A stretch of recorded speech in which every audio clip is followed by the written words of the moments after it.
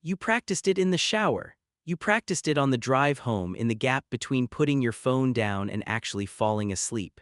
You've said it 100 times, the exact right words, the right tone, calm but honest, firm but not cruel.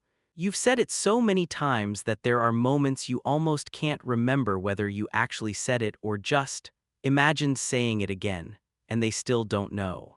They have no idea that for the past 9 days, you've been having an entire relationship with a version of them that exists only in your head.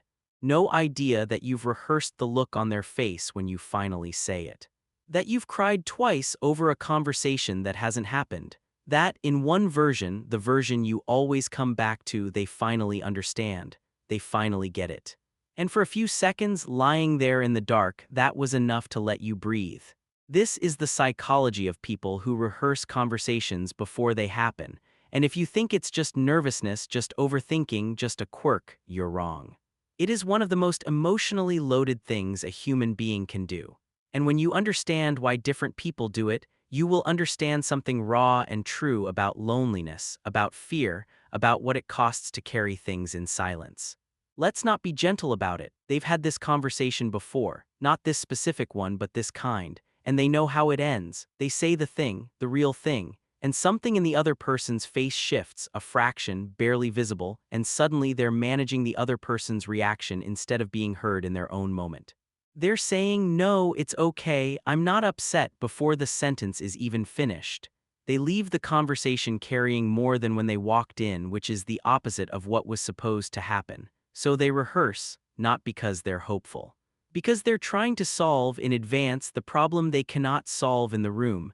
This person grew up in environments where expressing a need came with a cost, not necessarily a dramatic one, sometimes just a sigh, a subtle withdrawal. A parent who, when you said you were hurting, made it somehow about their own exhaustion. You learned, early and efficiently, that your emotional needs were a burden that had to be packaged very carefully before being presented. And even then, you braced for the weight of it to be redirected back onto you.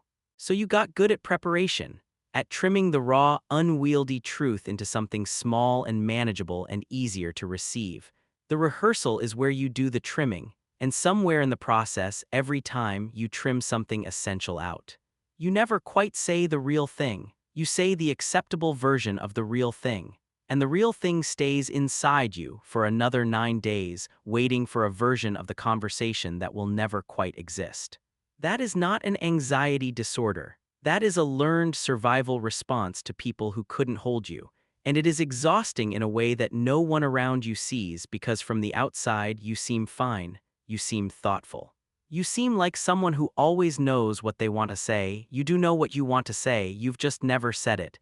Here's someone everyone thinks is easy to be around, patient, gracious, the person who doesn't make it weird, who lets things go, who says it's fine with enough warmth that you almost believe them, who apologizes for things that are not their fault, not because they're weak, but because they've learned that the alternative, actual anger, expressed out loud, tends to detonate things.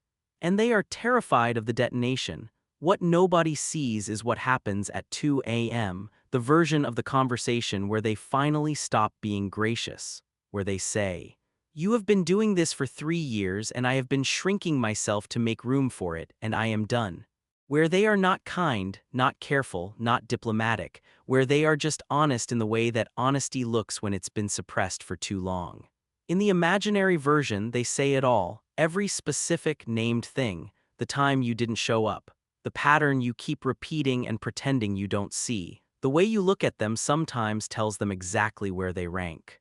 They say it without softening it, and it is devastating, and it is true. Then morning comes, the alarm goes off, they make coffee, say good morning, and carry it all back inside again. The psychology here is a kind of chronic emotional suffocation. Anger is not a character flaw, it is information.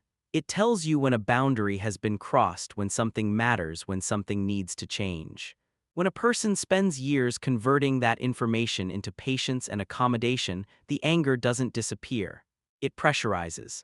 It finds the only space available, the interior, and it runs there in rehearsals that are more honest than anything that person has said out loud in years.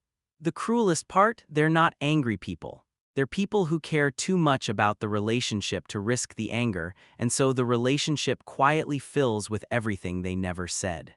The other person lives in a room that has a weight they can't identify. Something unsaid is always in the air.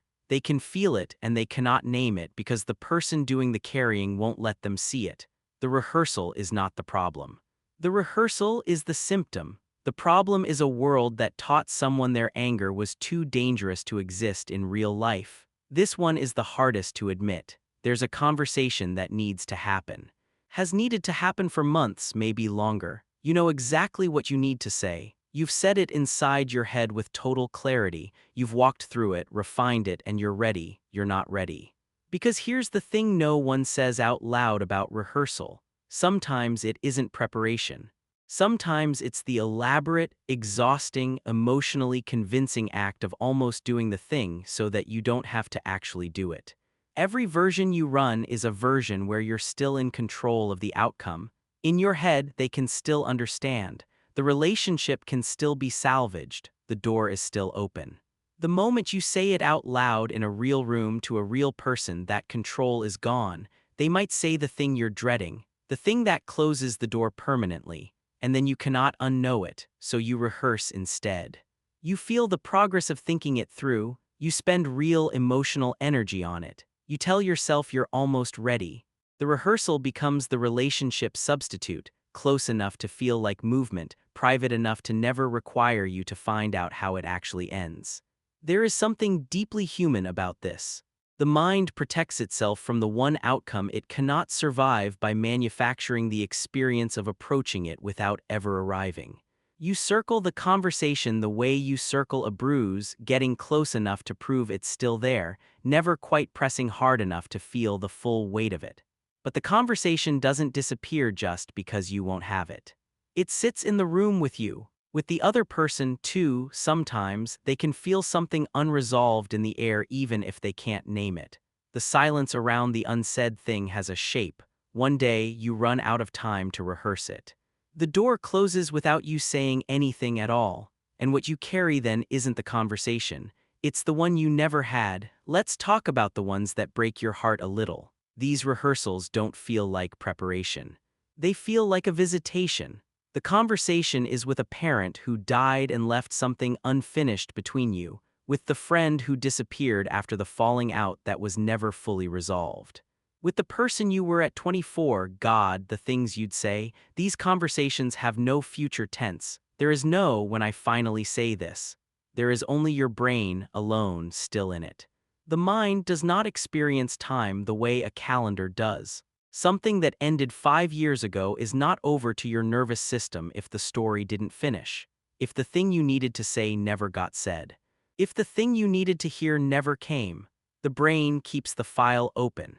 It keeps running the conversation because it is trying, with the loyalty of something that loves you and the stubbornness of something that will not give up, to find an ending it can rest in.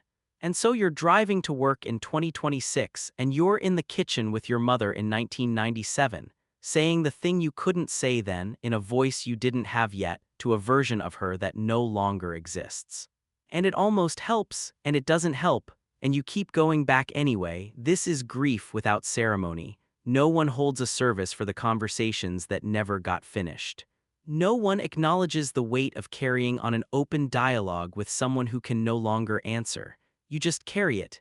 In the car, in the shower, in the strange margins of the day when your mind gets loose and goes back to where it's still stuck. If this is you, and for a lot of people, quietly, it is, the rehearsal is not pathology. It is love with nowhere to land.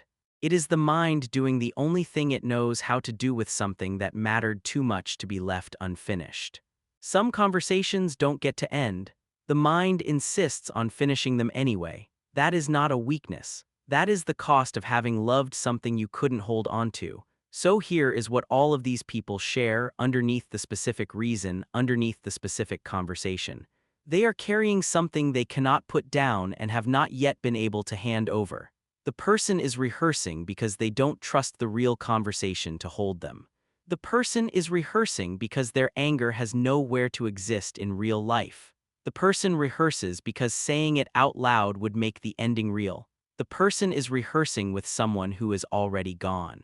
All of them alone in the private theater of their own mind, conducting the most emotionally honest relationship available to them with someone who cannot hear it. That is not strange. That is what it looks like to be a person who feels things deeply and has not yet found a safe enough container to put them in. And maybe that's the question worth sitting with, not why do I rehearse, but what am I waiting for? What version of the other person or yourself or the circumstances needs to exist before you will finally, imperfectly, say the real thing? Because that version might not be coming, the conditions may never be ideal, the conversation may never be fully rehearsed enough to feel safe. At some point, the truest, most courageous thing you can do is walk in without the script. Say the real thing in draft form with all its rough edges showing. Let the other person meet the unrehearsed version of you, the one that doesn't have all the answers, the one that needs something, the one that's been talking to a ghost for 9 days because the real conversation was too terrifying to have. That's the one worth having. Which one of these are you living with right now? The one you're bracing for, the one you're avoiding, the one you're still having with someone who's gone? You don't have to answer here, but I think you know. If this one stayed with you, share it with whoever's been in your head lately. And if you want more content that gets honest about the way people actually work on the inside, not the polished versions, subscribe. This is what we do here.